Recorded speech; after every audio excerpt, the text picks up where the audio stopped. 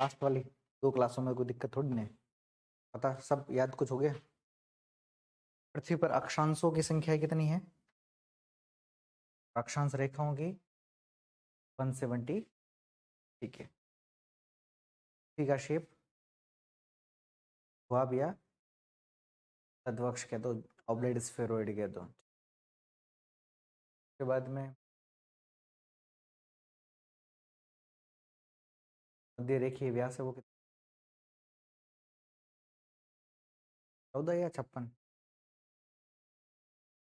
मध्य रेखीय व्यास 56 है और ध्रुवीय व्यास 514। दोनों के बीच में अंतर, दो अक्षांश रेखाओं के मध्य स्थित क्षेत्र को जोन या तटीबंध कहते हैं। इसका प्रयोग जलवायु के निर्धारण। सूर्य एक महीने में कितने डिग्री लगभग नॉर्थ या साउथ की तरफ शिफ्ट होता है? लंबवत रेखा पर जो सूर्य की किरणें हैं वो लंबवत या सीधी कब चमकती है? मार्च और 23 सितंबर को। और कर्क रेखा पर 21 जून को, और मकर रेखा पर 22 दिसंबर को होता है। उत्तरी गोलार्ध का सबसे बड़ा दिन 20 जून, और उत्तरी गोलार्ध का सबसे बड़ी रातें 22 दिसंबर। स्थिति के कारण विषुव किसे कहते हैं ये पता है? इक्विनॉक्स कितने? 2, 21 मार्च और 23 सितंबर को तो क्या बोलते हैं? इक्विनॉक्स या विषुव कहते हैं। 21 जून और 22 दिसंबर को हम लोग अयनांत के नाम से जानते हैं। इतना ही था। कल हमने एक लाइन लिखी थी कि अक्षांश रेखाओं का जो प्रयोग किया जाता है किसी भी क्षेत्र विशेष की जलवायु के निर्धारण के लिए किया जाता है। कौन सी जलवायु है, प्रकार से जलवायु का निर्धारण? कौन सी रेखा है जो महत्वपूर्ण योगदान देती है? एक 0 डिग्री अक्षांश रेखा है, बाद में उत्तरी अक्षांश रेखा और 23.5 डिग्री अक्षांश रेखा कर्क रेखा के रूप में गिनी जाती है। के बाद में 66.5 डिग्री उत्तरी अक्षांश रेखा और 66.5 डिग्री दक्षिणी अक्षांश रेखा।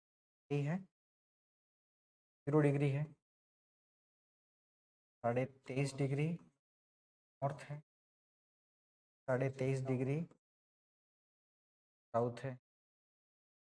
के बाद में 6.5 डिग्री 66.5 डिग्री। के बाद में 90 डिग्री नॉर्थ, यहाँ पर 90 डिग्री साउथ है। एक को हम उत्तरी ध्रुव कह सकते हैं, पोल कह सकते हैं।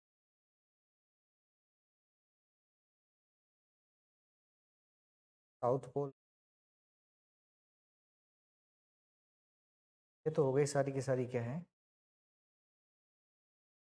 अब इन रेखाओं के बीच में जो एरिया है उसे किस नाम से जान? जोन या तटीबंध के नाम से जान। तो इसका प्रयोग जलवायु में करते हैं, यानी कि 0 से 23.5 डिग्री तक जो जलवायु है क्या बोलते हैं? आगे जब कभी भी लिखा हो कि उष्ण कटिबंधीय जलवायु है, इसका मतलब एरिया 23.5 डिग्री। तो 23.5 से 66.5 है, से हम उष्ण कटिबंधीय, उष्ण और शीतोष्ण के बीच वाले भाग को वर्ल्ड क्लाइमेटिक रीजन पढ़ेंगे। जब विश्व को 12 प्रकार की जलवायु में क्या करेंगे अपन, क्लासिफाइड करेंगे, तब हम देखेंगे कि ये जलवायु वर्गीकरण, तब हम लिखते हैं उष्ण, उपोष्ण, शीतोष्ण ऐसे लिखते हैं। हाँ, और ऊपर वाले को क्या बोलेंगे? शीत जलवायु या शीत कटिबंध।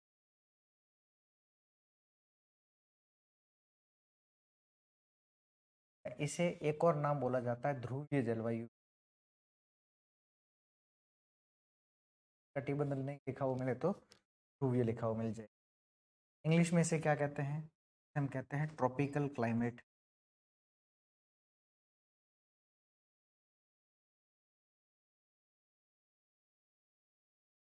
इसे हम कहेंगे टेम्परेट क्लाइमेट।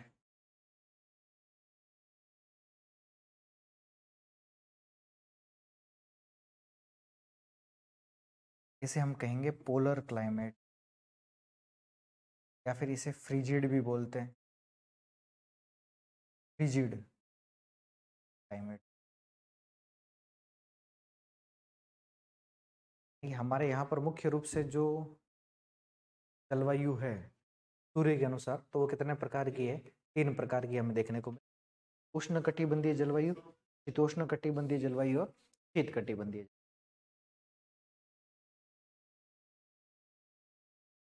पेन के जलवायु वर्गीकरण।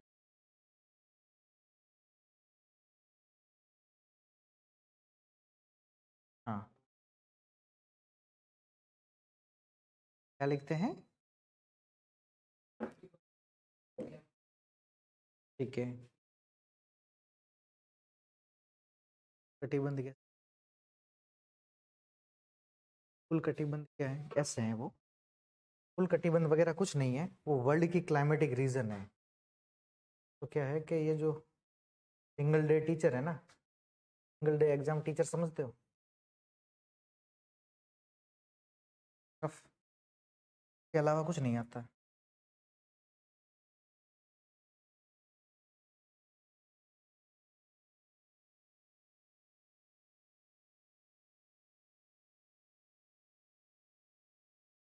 वर्ल्ड क्लाइमेट की बात कर रहे हैं हम।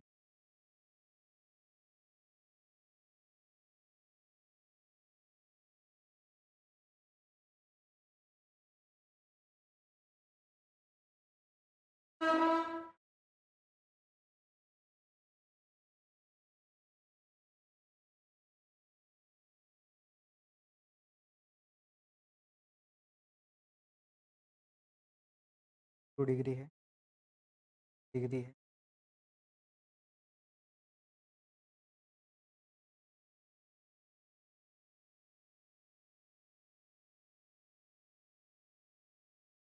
उत्तरी गोलार्ध दक्षिणी गोलार्ध दोनों की सेम की बात। तो 0 से 10 के बीच में हम उसे कहते हैं विषुवत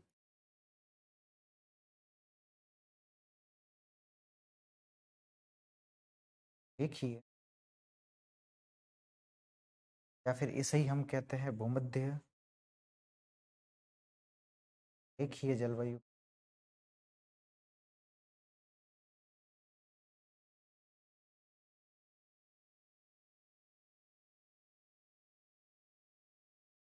इसे हम कहते हैं मरुस्थलीय जलवायु प्रदेश।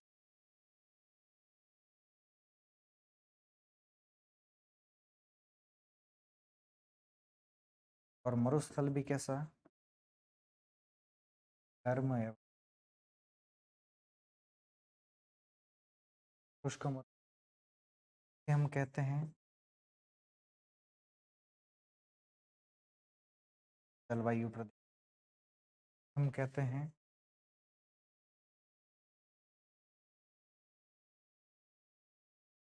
तुल्य कह दो जलवायु प्रदेश। इसे हम कहते हैं तीन तुल्य जलवायु प्रदेश।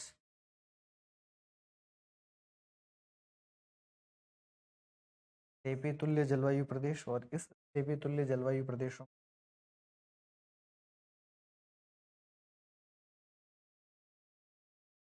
के मरुस्थलों का क्या होगा? विकास होगा।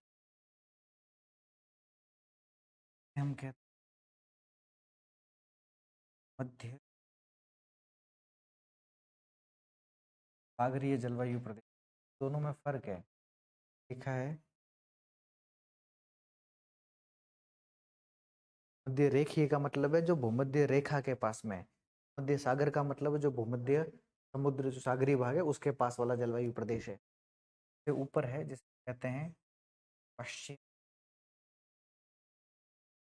यूरोपियन तुल्य कह देते हैं, फिर इसे ही हम ब्रिटिश तुल्य कहते हैं।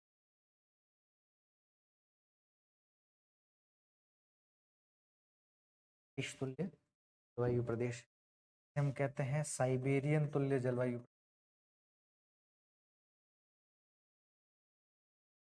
कहते हैं लॉरेंशियल तुल्य जलवायु।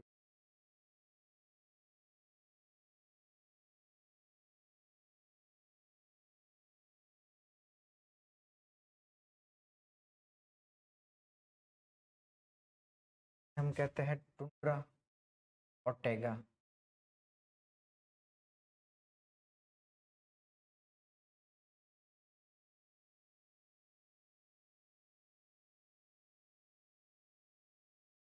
यानी कितने प्रकार की जलवायु होगी?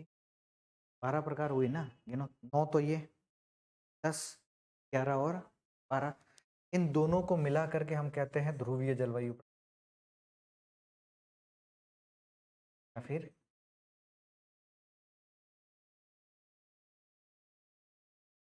शीत जलवायु प्रदेश के नाम से जानते हैं। जो 0 से 10 के बीच में है उसके लिए तो हम विषुवत रेखीय या भूमध्य रेखीय शब्द प्रयोग करेंगे। अब यहाँ तक आती है 23.5 डिग्री, तो इसलिए इस जलवायु प्रदेश के लिए हम कई बार शब्द यूज करते हैं, लेकिन वास्तविक तौर पर जो उष्ण कटिबंधीय जलवायु वो 10 डिग्री से लेकर कितने डिग्री के बीच में? 30 डिग्री के बीच में हो। 30 डिग्री से लेकर के 45 डिग्री के बीच वाले, ये तो शीत चला गया, ये चला गया शीतोष्ण कटिबंधीय जलवायु प्रदेश। तो इसे हमने क्या बोल दिया? शीतोष्ण। अब शीत और उष्ण उसके बीच में क्या बोल दिया? उष्ण कटिबंधीय जलवायु प्रदेश। तो कई बार ये जो 5 की राग गाते हैं ना, तो 1 2 3 4 और वो 5 लिखते हैं।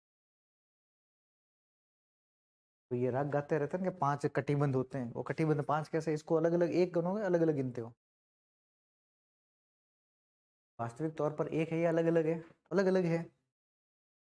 ये तो वही है कि कहते नहीं, ऐसा कभी सवाल एग्जाम में जनरली पूछते नहीं है, क्योंकि जलवायु तो कितनी है? 12 प्रकार की है। क्लाइमेटिक कंडीशन अगर विश्व जलवायु के अनुरूप देखे तो कितने हैं? 12 प्रकार की होती है। और कटिबंध कोई 5 थोड़ी नहीं। वास्तविक तौर पर तो कटिबंध कितने हैं? 1 2 3 4 और 5 और 6 होंगे भी देखें तो। इन्हें दोनों को मिला करके हम जो जलवायु प्रदेश कहते हैं, कैसे हैं? शीत फिर ये जलवायु। अब इनमें भी विशेषता है। जितने भी हमारे यहाँ पर कैसे मरुस्थल है, गर्म और शुष्क, वो हमेशा कहाँ पर मिलेंगे? महाद्वीपों के कौन सा भाग है ये? पश्चिमी भाग। तो हमेशा जितने भी विश्व का मैप उठा करके देख लेना, कोई सा भी मरुस्थल जो कैसा होना चाहिए? गर्म और शुष्क होना चाहिए, वो हमेशा महाद्वीपों के पश्चिमी भाग में मिलेगा। और उसकी अक्षांशीय स्थिति कितनी होगी? थोड़ा बहुत ऊपर की तरफ विस्तार हो सकता है, लेकिन ज्यादा विस्तार कहाँ पर होगा? उस 10 से 30 डिग्री के बीच में। एग्जाम्पल देखना हो तो आप उत्तरी अमेरिका के देख लो, मोजावे डेजर्ट। उत्तरी अमेरिका में मैक्सिकन डेजर्ट देख लो, ये उत्तरी अमेरिका के 2 बड़े फेमस डेजर्ट है। दक्षिणी अमेरिका का देखना हो तो आप अटाकामा मरुस्थल देखिए। ऊपर से देखना हो तो अफ्रीका में सहारा मरुस्थल देखिए। अफ्रीका के दक्षिणी भाग में देखना हो तो कालाहारी मरुस्थल को देखिएगा। उसके बाद में भारत में देखना हो तो अपने थार का मरुस्थल है, सही अपन पाकिस्तान में चोलिस्तान के नाम से जानते हैं। ईरान का मरुस्थल, अरब का मरुस्थल। अगर अपने को देखना हो ऑस्ट्रेलिया में तो उसे हम बोलते हैं ग्रेट ऑस्ट्रेलियन डेजर्ट, जिसमें 5 प्रकार के मरुस्थलीय क्षेत्र हैं। टूरिया डेजर्ट, सिम्पसन डेजर्ट, तनामी डेजर्ट, आपके गिब्सन डेजर्ट। हाँ, तो ऐसे कुछ 4-5 मरुस्थलीय क्षेत्र हैं, उनको मिला करके हम बोलते हैं ग्रेट ऑस्ट्रेलियन डेजर्ट बोलते हैं। जितने भी मरुस्थल है वो कहाँ पर हैं? 10 और 30 के बीच में, और महाद्वीपों के पश्चिमी भागों में हमें देखने को मिलते हैं। फिर हमें क्या मिलती है? अब सवाना तुल्य घास के मैदान हैं, ठीक है, जो महाद्वीपों के मध्यवर्ती भाग में मिलते हैं, तो 10 डिग्री से लेकर के 30 डिग्री के बीच में। और कई बार हमारे राजस्थान वाले जो ये अर्धशुष्क मरुस्थलीय प्रदेश है ना, वो लिखते हैं कि ये सवाना घास के, यहाँ पर सवाना घास के मैदान पाए जाते हैं, लिखते हैं ना। वो कोपेन के जलवायु वर्गीकरण के अनुसार वहां पर क्या पाए जाते हैं? सवाना घास के मैदान। अब कई बार जो ज्यादा शाणे है ना, जिनको कुछ नहीं आता, बस कहीं पर एक गाइड में कोई लाइन देखी तो उसको कॉपी किया, उधर से लेकर के क्या कर दिया? चिपका दिया। वो कोपेन के जलवायु वर्गीकरण के अनुसार जो राजस्थान का अर्धशुष्क क्षेत्र है, वहां पर कैसे घास के मैदान है? सवाना तुल्य घास के मैदान है। फिर महाद्वीपों के पूर्वी भाग में हमेशा 10 से 30 डिग्री के बीच में कौन सी जलवायु है? और विश्व में जो सर्वाधिक वर्षा है ना, वो विश्व में सर्वाधिक वर्षा हमेशा किन स्थानों पर देखने को मिलेगी? पूर्वी भाग में मानसूनी जलवायु प्रदेशों में देखने को। अब विश्व का सबसे ज्यादा वर्षा कहाँ पर होती है? मौसिनराम में। हाँ, मेघालय राज्य में गारो, खासी और जैंतिया, जिसमें खासी की पहाड़ी है, उस खासी की पहाड़ी पर मौसिनराम स्थित है, जो विश्व में सबसे ज्यादा क्या है? वर्षा है। और घर जाने के बाद देखना कि उसकी अक्षांशीय स्थिति कितने के बीच में? 10 डिग्री से 30 डिग्री के बीच में। और यहाँ बारिश होने का कारण क्या है? कि इस मानसूनी तुल्य जलवायु प्रदेशों में बारिश होने का कारण क्या है? हम कहते हैं कि यहाँ बारिश होने का कारण है व्यापारिक पवनों का होना।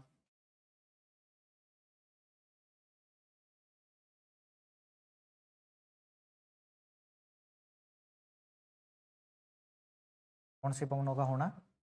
और व्यापारिक पवनें जो चलती है, वो चलती है 0 डिग्री से लेकर के। तो जब ये पवनें जलीय भाग से आएगी, अगर इस मानसूनी तुल्य जलवायु प्रदेश के ठीक इस भाग में या कहीं पर भी आपको कैसा देखने को मिले? जलीय भाग देखने को मिलेगा, तो वहां पर हमेशा क्या करेगी? बारिश करेगी। तो मानसूनी जलवायु प्रदेशों में बारिश होने का एक कारण क्या है? और इन्हीं व्यापारिक पवनों को हमारे राजस्थान में पुरवैया के नाम से जाना जाता है। पूर्व से पश्चिम की ओर होगी ना, तभी तो पुरवैया बोली। पूर्व से पश्चिम की ओर चल रही, कैसे आएगी?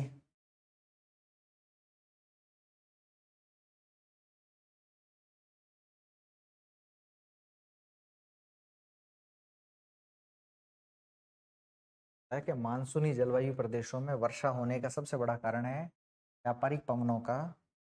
हाँ,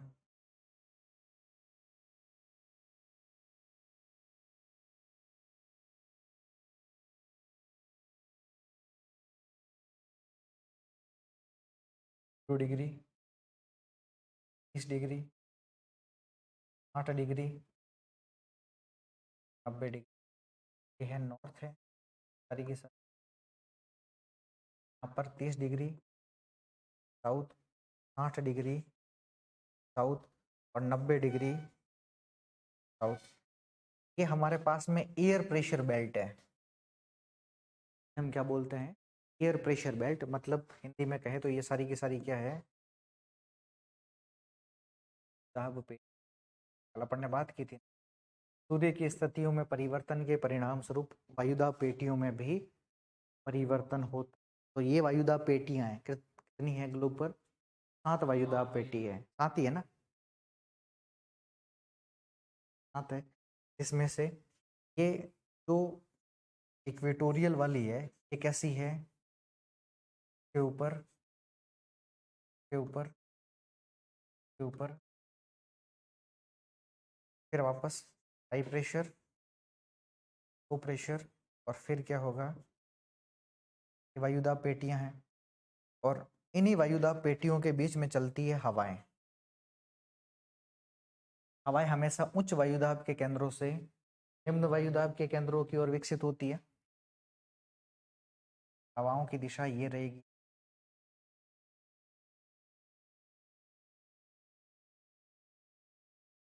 साइड में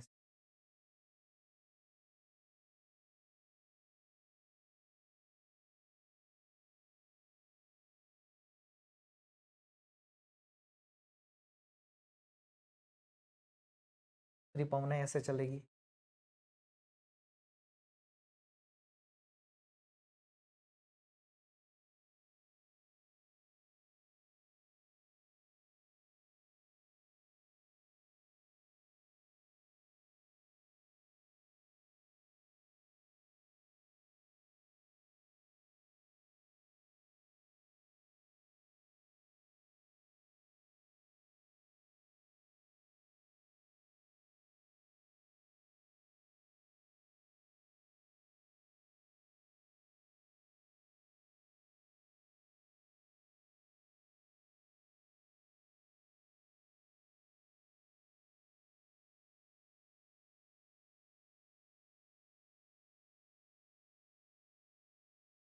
कितनी पवनें हैं हमारे पास में? कुल मिलाकर के 3 पवनें कहते हैं। ये जो पवन का स्ट्रक्चर है,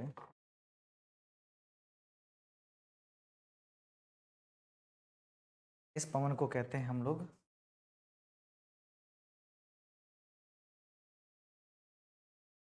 व्यापारिक पवने। ये वाली जो पवने हैं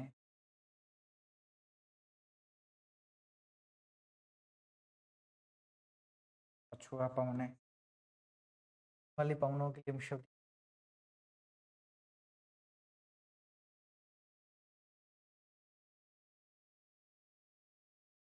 कितनी है? 3 प्रकार की है। या उत्तरी और दक्षिणी गोलार्ध में दोनों ही। व्यापारिक पवनों की दिशा अलग अलग है। अगर आप नॉर्दर्न हेमिस्फीयर में और आप सदर्न हेमिस्फीयर में इन पवनों की बात करते हैं, नॉर्दर्न हेमिस्फीयर में इनकी दिशा क्या है? ये क्या है? अरे नॉर्थ ईस्ट। यानी कि ये नॉर्थ ईस्ट से साउथ वेस्ट की ओर है और ये साउथ ईस्ट से नॉर्थ वेस्ट की ओर है। ठीक है, अब ये पवनें जब कभी भी स्थल मतलब जलीय भाग से होकर के गुजरेगी तो अपने साथ में हमेशा क्या लाती है? नमी या आर्द्रता को लाएगी और इसके कारण क्या करेगी? बारिश। लेकिन जैसे जैसे ये पवनें स्थलीय भाग मतलब होते हुए ज्यादा स्थलीय भाग बीच में आएगा तो वैसे वैसे इन पवनों में नमी आर्द्रता क्या हो जाती है? कमी आती जाएगी। और यही कारण है कि सम जैसलमेर आते आते हमारे यहाँ पर बारिश कम होती है। यानी कि उत्तर भारत की विशाल मैदानी शाखाओं से जो पूर्वइया के माध्यम से इन्हीं पवनों को क्या बोला हमने? पूर्वइया। क्यों बोला? क्योंकि ईस्ट से वेस्ट की तरफ में चलती है ना, इसीलिए इन्हें बोला जाता है ईस्टर्लाइज विंड।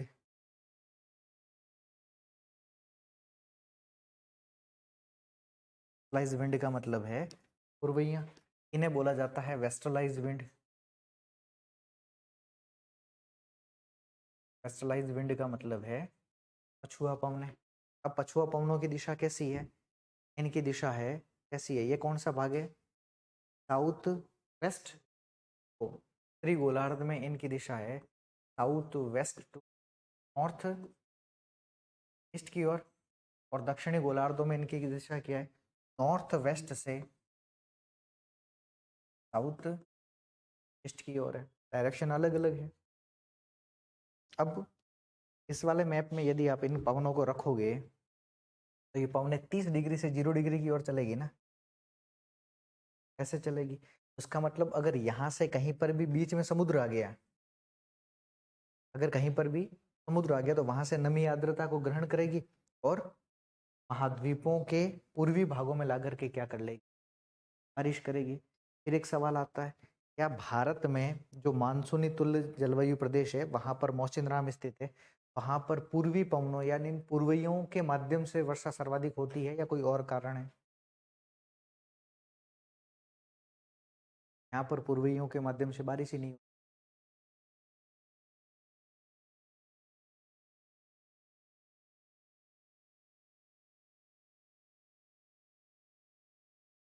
अगर मैं इन व्यापारिक पवनों को क्या मैं नेट कह सकता हूँ क्या?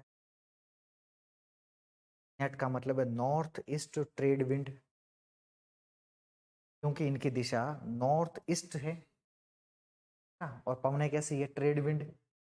तो इन्हें मैं नेट कह सकता हूँ। क्या मैं इन पवनों को सेट कह सकता हूँ?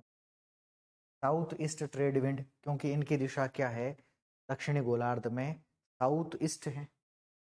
यानी ये नेट है और ये सेट है। अब अगर ये नेट और सेट की अपन बात करते हैं, अलग डायग्राम है। ये भारत है अपना।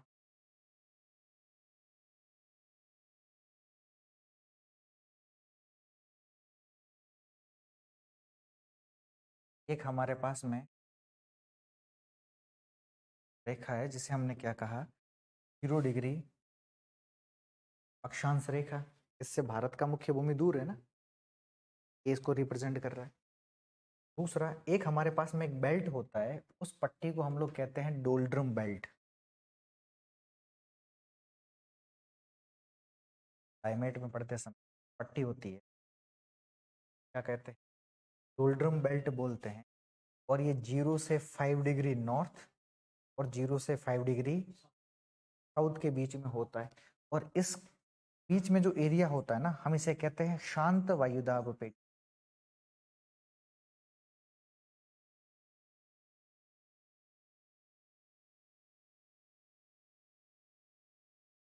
पेटी है, शांत वायुदाब पेटी है।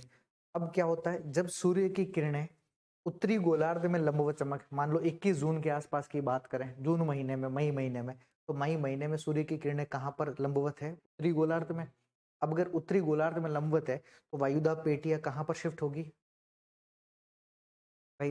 उत्तरी गोलार्ध की ओर ही शिफ्ट होगी, नॉर्थ की तरफ में क्या होती जाती है? शिफ्ट होती जाएगी। अगर ये नॉर्थ की तरफ में शिफ्ट हो रही है सारी की सारी वायुदाब पेटियां, तो इसका मतलब क्या हो गया कि मानसूनी जो पवनें हैं, जो नीचे वाली जितनी भी एयरविंड चल रही है वो भी क्या होगी? शिफ्ट होगी। अब शिफ्ट कैसे होती है भाई? जो सेट पवनें चलनी चाहिए थी कितनी?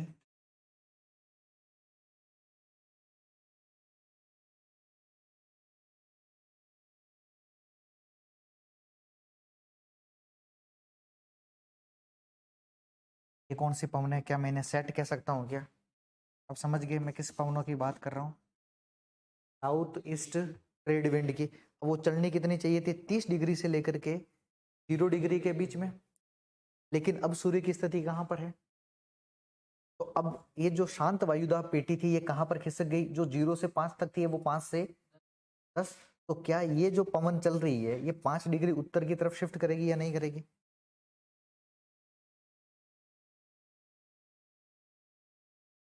यहाँ की पवन है पे एयर प्रेशर बेल्ट ऊपर शिफ्ट हुआ, जो 0 से 5 तक था वो 5 से 10 तक चलने लग गया। तो 0 से 5 वाले को भरने के लिए नीचे वाली पवन ऊपर आएगी कि नहीं आएगी? तो अब ये जो हमारे पास में सेट पवनें हैं ये कहाँ से कहाँ तक चलती है?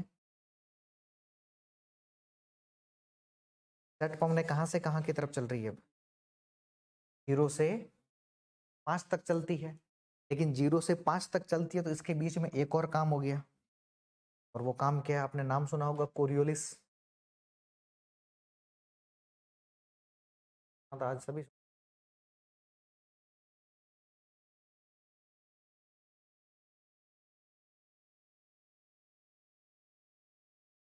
हमारे पास में 0 डिग्री नॉर्थ, और ये हैं 6 डिग्री साउथ। एक व्यक्ति हुए हैं और उन्होंने, उनका नाम है जी कोरियोलिस।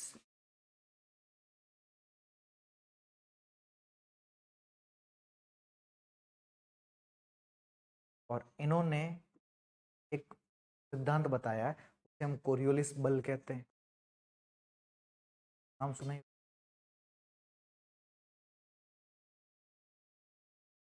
नाम सुना है? और कोरियोलिस बल के बारे में कहा जाता है कि यह एक आभासी बल है। आभास समझते हो ना? है नहीं, लेकिन हमें उसका सिर्फ क्या होता है? आभास हो रहा है ना? और इस आभासी बल की जो उत्पत्ति होती है वो होती है पृथ्वी के घूर्णन गति के कारण।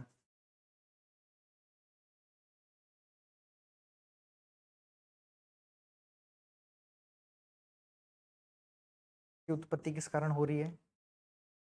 और पृथ्वी का घूर्णन किस डायरेक्शन में है? West to east.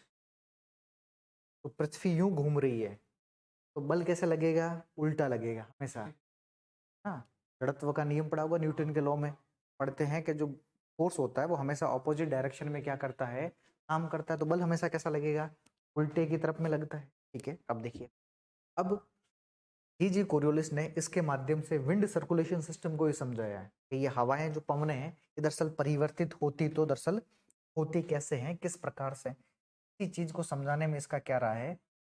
योगदान रहा है। अब ये रेखा तो समझ पा रहे हो, 30 डिग्री और 60 डिग्री की बात कर रहे हैं। ये 30 डिग्री है, ये 60 डिग्री है। नॉर्थ साउथ की बात है। ठीक है, अब क्या कहा है इन्होंने? इसको समझाने के लिए दो जगह चूज की है। एक है, का नाम है अमेजन नदी वाला मामला, और दूसरा उसी अक्षांश पर स्थित है, हम कहते हैं कॉन्गो नदी बेसिन, अफ्रीका का। दोनों समान अक्षांशीय क्षेत्रों में हमें देखने को मिलता है। अब ऐसे ही समझिए, एक क्लास को समझो अपना क्या, यह है अर्थ। जहाँ पर मैं खड़ा हूँ वो है नॉर्थ पोल, जहाँ पीछे वाली दीवार है वो है साउथ पोल, और जहाँ आप बीच में हो ये समझो अमेजन नदी बेसिन है। आप खुद को समझो कोंगो नदी बेसिन और इनको समझो अमेजन नदी बेसिन, ठीक है। अब मामला क्या, अगर मैं कहाँ पर खड़ा हूँ, कहाँ पर खड़ा हूँ, नॉर्थ पोल पे, और मुझे गेंद कहाँ पर फेंकनी है, टारगेट क्या है मेरा, कोंगो बेसिन, तो मुझे गेंद तो फेंकनी कहाँ पर है, यहाँ पर। लेकिन जैसे ही मैं गेंद को फेंकता हूं, वैसे अर्थ ने घूमना तो बंद नहीं किया है ना, और अर्थ क्या हो गई, घूम गई। तो ये हमें कहां पर देखने को मिली, अमेजन नदी वाले क्षेत्र में जाकर के हमें देखने को मिल जाएगी। तो मुझे क्या आभास हुआ कि उत्तरी गोलार्ध में कोरियोलिस बल राइट हैंड साइड क्या करता है, काम करता है।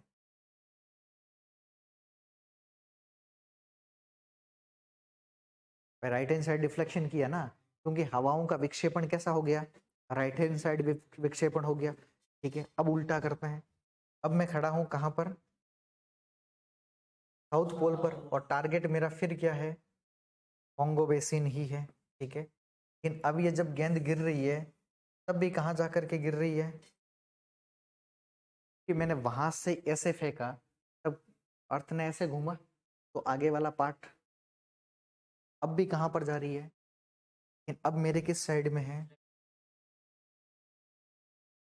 तो इसने ये बताया कि उत्तरी गोलार्ध में जो कोरियोलिस बल है वो राइट हैंड साइड काम करता है, जबकि दक्षिणी गोलार्ध में इसके परिणाम स्वरूप हवाएं राइट हैंड साइड और उत्तरी गोलार्ध में राइट साइड और दक्षिणी गोलार्ध में लेफ्ट साइड क्या हो जाएगी, विक्षेपित हो जाएगी। अब ये राइट कैसे, अगर मान लो कोई पवन यूं चल रही है तो इस पवन का राइट साइड होगा, ये तो अपन ने समझाने के लिए एग्जांपल लिया। अब इसका राइट साइड कौन सा होगा, तो इस पवन का डायरेक्शन क्या हो जाएगा, ये वाला। अब भारत में अप्लाई करते हैं, तो यहाँ पर डोलड्रम बेल्ट, कोरियोलिस बल, ऐसा तो है नहीं कि डोलड्रम बेल्ट किए हो गया तो कोरियोलिस बल खत्म हो गया, तो नियम चल ही रहा है। अच्छा, जैसे ही 5 डिग्री उत्तर की तरफ, तो सेट पवने कहाँ आ गई, नॉर्थ में आ गई 5 डिग्री, और कोरियोलिस बल के कारण अभी हवाएं क्या हो जाएगी, तो अपना डायरेक्शन क्या कर लेती है, ये चेंज कर लेती है। और इन हवाओं का जो नया डायरेक्शन होता है, क्या होता है,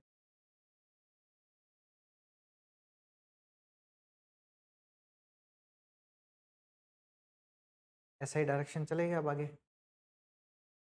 तो अब इनकी दिशा क्या है, साउथ वेस्ट टू, हम पढ़ते हैं ना कि भारत में आने वाली जो मानसूनी हवाएं हैं,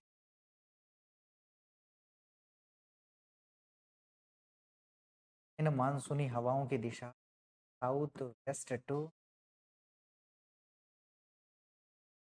नॉर्थ ईस्ट की ओर है, यानी कि दक्षिण पश्चिम से उत्तर पूर्व की ओर, ये पढ़ते हैं, यही है। और यही पढ़ते हैं कि हमारे यहाँ पर जो अरावली माउंटेन रेंज है, की भी दिशा south west to north east की ओर है। का मतलब ये जो मानसूनी हवाएं यहाँ पर बारिश करती है, वो मानसूनी हवाएं इस अरावली के समानांतर आगे की ओर निकल जाती है।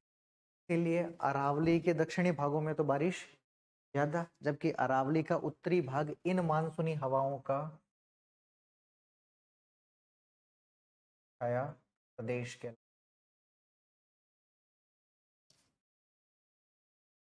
अब यहाँ पर क्या है, यहाँ पर 3 पहाड़ियां हैं, इस सवाल के जवाब में। एक है गारो, एक है जैंतिया की पहाड़ी है, ये 3 पहाड़ियां हैं। और इसमें जो खांसी की पहाड़ी है, इस पहाड़ी पर स्थित सिंधराम। अब क्या होती है, मानसूनी हवा इन पहाड़ियों की जो आकृतियां हैं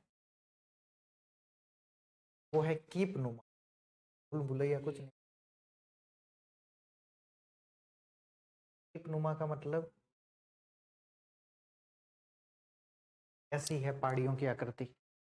अब इन पहाड़ियों में जब मानसूनी हवाएं घुसेगी तो इनसे बाहर निकलने के लिए क्या नहीं मिलती है, तो जो बीच वाला मामला होगा, इस बीच वाले मामले में सबसे ज्यादा क्या होगी, इसलिए मौसिनराम में विश्व ज्यादा क्या होती है, क्योंकि वो तुरंत यहाँ से बंगाल की खाड़ी से नमी या आर्द्रता को ग्रहण करती है, एक कीप नुमा आकृति में घुसती है और वहीं पर क्या कर लेती है। फिर ये हवाएं अभी भी लो प्रेशर को भरती है, क्योंकि मरुस्थल में प्रेशर कैसा बना हुआ होता है, कल बात की थी कि मरुस्थलीय क्षेत्रों में ग्रीष्म ऋतु के समय लो प्रेशर बना है। तो ये किस साइड चलती है, पूर्व की ओर चलती है। यहाँ पर हवाएं कौन से काम की, व्यापारिक पंप ने मैं बोल दिया 30 डिग्री का ही तो मामला है ना, बोल दिया हमने पूर्वइया, तो अपने साथ में नमी आर्द्रता को धीरे धीरे धीरे क्या करेगी, कम, तो सब वहां पर बारिश कम होती है करने से। चेरापूंजी वो पहले सबसे ज्यादा बारिश वाला, वो भी चेरापूंजी भी यहीं पर है।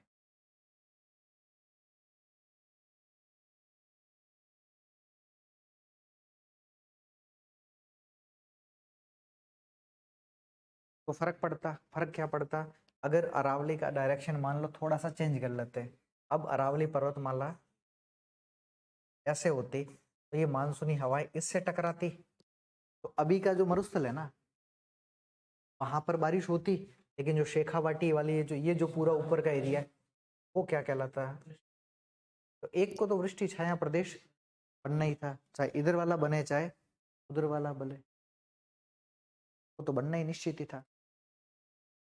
ये मानसूनी सर्कुलेशन सिस्टम में सबसे बड़ा योगदान है किसका है, अभी हम बात करते हैं किसका है, अक्षांशों और क्लाइमेटिक कंडीशंस का होना, जोन्स का होना।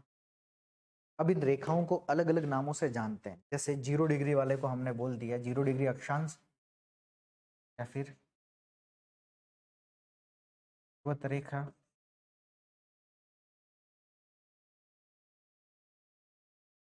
ये रेखा हम इसे बोलते हैं इक्वेटर।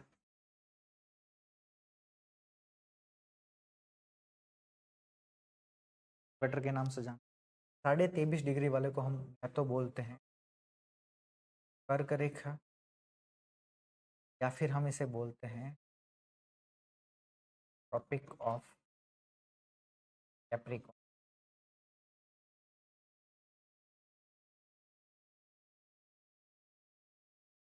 66.5 डिग्री वाले को बोलते हैं अंटार्कटिक आर्कटिक सर्किल, आर्कटिक वृत्त, फिर इंग्लिश में इसे बोलते हैं आर्कटिक सर्किल।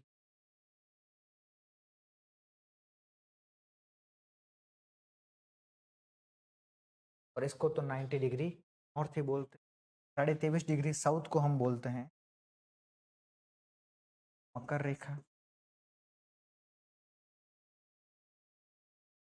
या फिर हम कहेंगे tropic of Capricorn.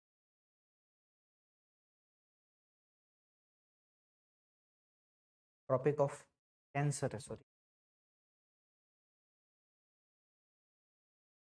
Tropic of Cancer, और ये ट्रॉपिक ऑफ कैप्रिकॉर्न के नाम से जानते हैं। 66.5 डिग्री वाले को बोलेंगे अंटार्कटिक विथ, या फिर हम बोलेंगे अंटार्कटिक सर्किल।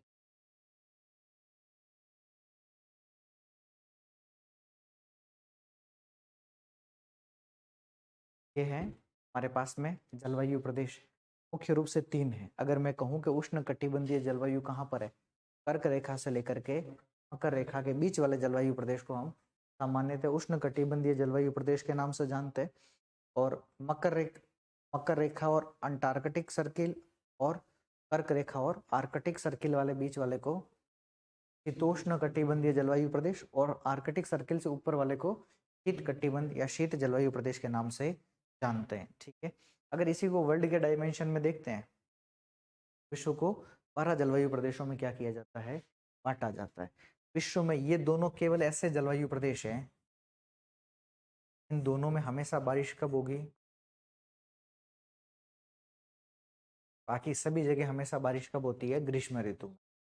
ये 2 ही जलवायु प्रदेश ऐसे हैं जहां पर कब बारिश होती है, और जहां पर शीत ऋतु में बारिश होगी वहां पर हमेशा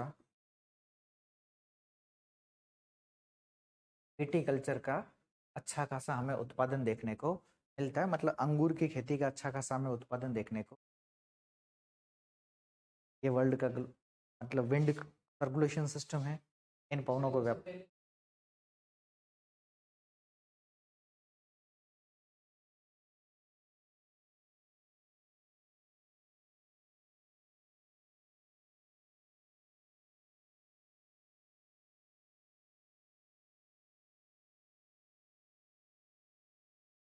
उस समय के ऋतु कौन सी आप देखिए, एक तो होती है ग्रीष्म ऋतु, शीत ऋतु, ये वाली ऋतु में बात करते हैं, या तो वो, या फिर बसंत और वो उत्तर वसंत और वस में बात कर रहे हो आप, किस में पूछना चाहते हो? एक सामान्यतः 4 ऋतुएं होती है, ग्रीष्म ऋतु होती है, वर्षा ऋतु होती है, शरद ऋतु होती है, शीत ऋतु होती है। 4 ऋतुएं वो है। आप किस ऋतु के बारे में पूछ, यही उस समय जब यहाँ से मतलब मकर रेखा से जब सूर्य उत्तर की तरफ में शिफ्ट करेगा, तो उस समय यहाँ पर कौन सी ऋतु है? दक्षिणी गोलार्ध में ग्रीष्म ऋतु है। और कब है ये मामला? 22 दिसंबर का। तो हमारे यहाँ पर दिसंबर में कौन सा है? शीत ऋतु। और हमारे यहाँ पर आप सबसे ज्यादा देखिएगा कि जब हम बात करते हैं, हमारे यहाँ पर सबसे ठंडा महीना, सबसे ठंडा अगर महीने की बात करते हैं, ये होता है 15 दिसंबर से लेकर के जनवरी। क्यों? क्योंकि इस समय सूर्य की सीधी किरणें कहाँ पर होती है? मकर रेखा पर होती। तो सूर्य से हमारी दूरी क्या है? ज्यादा।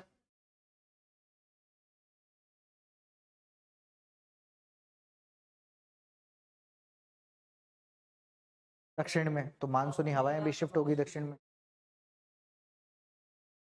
वो वो इसमें समझिए, अगर हम बात करते हैं यहाँ पर के ये दक्षिणी एज इट इज चार्ट कहाँ पर है? दक्षिणी गोलार्ध में, सेम के सेम। ऐसे इसको कुछ नहीं करना, ऊपर से खींचना है और ऐसे उल्टा करना है। सेम विशेषता दक्षिणी गोलार्ध की है। अब हम ये कहते हैं कि भाई दक्षिणी गोलार्ध में सूर्य की कंडीशन सीधी है उस समय 22 दिसंबर के आसपास में। तो जितना भी मानसूनी हवाएं हैं, मानसूनी हवाएं तो कहाँ शिफ्ट हो गई? मानसूनी हवाओं द्वारा बारिश दक्षिणायन में होती है। लेकिन अभी अपन ने क्या लिखा कि विश्व में 2 जलवायु प्रदेश ऐसे हैं जहां पर शीत ऋतु के समय हमेशा क्या होती है? बारिश होती है। तब जब हमारे यहाँ पर बारिश गर्मियों के समय होती है, मानसूनी हवाओं द्वारा बारिश होती है, जब दक्षिणी गोलार्ध के जो भी क्षेत्र यूरोपियन तुल्य या भूमध्य सागरीय जलवायु प्रदेश में, वहां पर हमारे यहाँ पर गर्मी हो, तो उस समय वहां पर क्या होगी? तो वहां पर क्या होगी? उन क्षेत्रों में बारिश। अब जब गर्मी के प्रभाव कहाँ पर है? दक्षिणी गोलार्ध में। तो हमारे यहाँ पर शीत ऋतु, तो उत्तरी गोलार्ध के जो भी क्षेत्र होंगे वहां पर उस समय शीत ऋतु में क्या होगी? बारिश। तो हमारे यहाँ पर जो मानसून आता है, जिसे अपन मावठ कहते हैं या फिर उसे पश्चिमी विक्षोभ के नाम से जानते हैं, उसे ही वो आने वाली मानसूनी वर्षा कौन सी? तो हम लिखते हैं ना कि भूमध्य सागरीय जलवायु प्रदेशों से। तो वो भूमध्य सागरीय जलवायु प्रदेश में केवल भूमध्य सागर नहीं है, उसमें एजियन सागर है, एड्रियाटिक सागर है, ब्लैक सी है, सी ऑफ मार्मरा है, कैस्पियन सागर है। सब भूमध्य सागरीय जलवायु प्रदेश में आते हैं। और वहां सभी से, उन सभी क्षेत्रों से नमी या आर्द्रता को ग्रहण करती है। और अभी हमने देखा कि यहाँ पर पवनें कौन सी है? ये पवनें कौन सी है? तो पछुआ पवनों के, भाई यहाँ पर जलवायु प्रदेश में, यहाँ देखिए भूमध्य सागरीय जलवायु प्रदेश कितनों से कितने के बीच में है? 30 से 45 के बीच में। और पछुआ पवनें कितने से कितने के बीच में चल रही है? 30 से 60 के बीच में चल रही है। तो हमारे यहाँ पर जो भी बारिश होती है, क्या ज्यादा बारिश राजस्थान के उत्तरी भागों में होती है, राजस्थान के दक्षिणी भागों में होती है? उत्तरी भागों में होती है। हम कहते हैं ना कि राजस्थान में सबसे ज्यादा मावठ कहाँ पर होती है? तो गंगानगर, उसके बाद में बीकानेर, जैसलमेर, बाड़मेर, इन क्षेत्रों में क्या होगी? हाँ, उससे भी ज्यादा कहाँ पर होती है? पंजाब वगैरह इनमें होती है। तो राजस्थान और पंजाब के इस उत्तर पश्चिमी भागों में उस समय कौन सी फसल है? और इसीलिए हम उसे गोल्डन ड्रॉप्स या स्वर्णिम बूंदों के नाम से। अब ये पछुआ पवने भी दक्षिणी गोलार्ध में, अच्छा हमारे यहाँ पर स्थलीय भाग ज्यादा कहाँ पर है? उत्तरी गोलार्ध में या दक्षिणी गोलार्ध में? उत्तरी गोलार्ध में स्थलीय भाग ज्यादा है, दक्षिणी गोलार्ध में जलीय भाग। तो इन पवनों को चलने के लिए आसानी कहाँ पर होगी? उत्तरी गोलार्ध में या दक्षिणी गोलार्ध में? दक्षिणी गोलार्ध में होगी ना, भाई ये पवनें कहाँ पर आसानी से चलेगी? तो ये जो पछुआ पवनें हैं, इन पछुआ पवनों को दक्षिणी गोलार्ध में अलग अलग अक्षांशों पर अलग अलग नामों से जाना जाता है। जैसे 30 डिग्री के बाद में है 40 डिग्री, 50 डिग्री और 60 डिग्री, साउथ, साउथ और साउथ। 40 डिग्री पर इसे बोलते हैं गरजता चालीसा।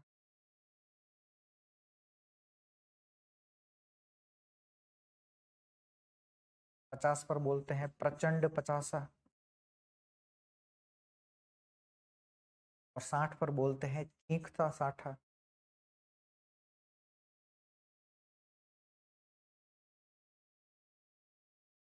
कौन सी पवने हैं?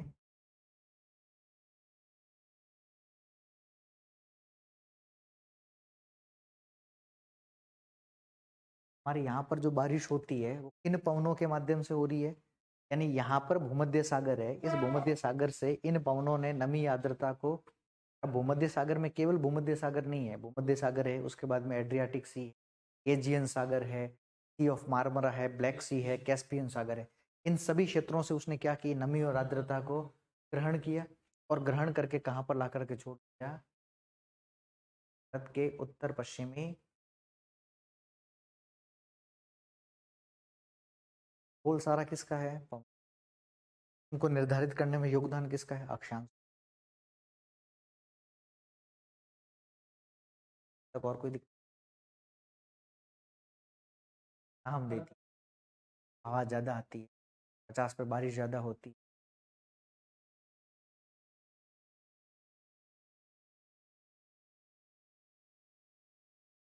इतने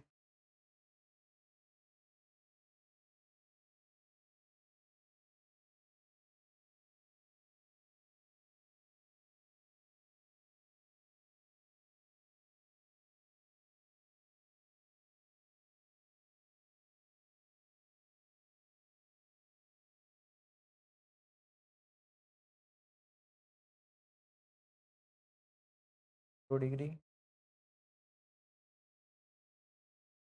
8 degree, 90 degree south, 8 degree, 90 degree south. ये बोला जाता है निम्न अक्षांश। पर ऐसा शब्द प्रयोग करते हैं कि निम्न अक्षांशीय क्षेत्रों में ये बोला जाता है,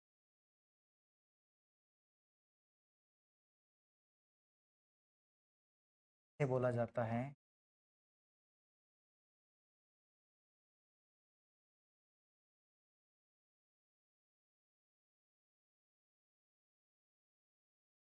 लैटिट्यूड, मिड लैटिट्यूड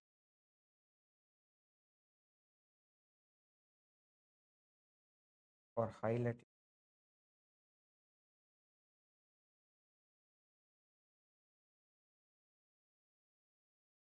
सवाल पूछ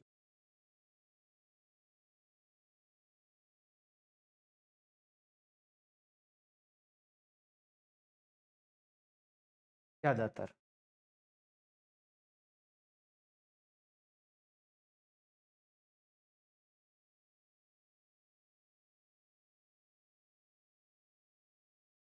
मध्य रेखा पर वर्ष में 2 बार क्या हो गया?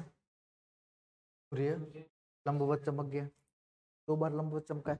यानी कि यहाँ पर गर्मी के हालात इतने ज्यादा नहीं है। अगर ये क्षेत्र गर्म भी हो रहा है तो गर्म के साथ में इसमें आसपास वाली जो वेपराइजेशन प्रोसेस है उसके द्वारा क्या हो रही है? बारिश भी हो रही है। क्योंकि गर्म हो रहा है तो यहाँ पर प्रेशर कैसा बन रहा है?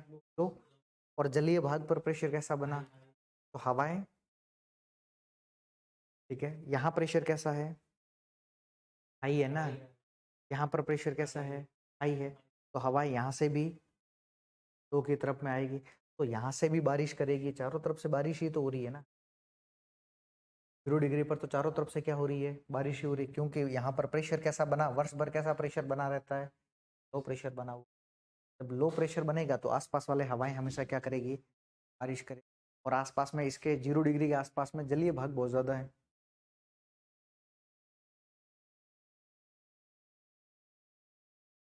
के साथ अक्षांश वाला मामला क्या हो जाता है, समाप्त। अंतर बचेगा आपके इंटरनल डेडलाइन। यहाँ से उतारना अपना चालू कीजिए। सारे डायग्राम काम बाद में आते रहेंगे, तो अभी से उतार लें अपन। एक एक डायग्राम क्या करते, बाकी इसके काम की है, सिर्फ क्या काम की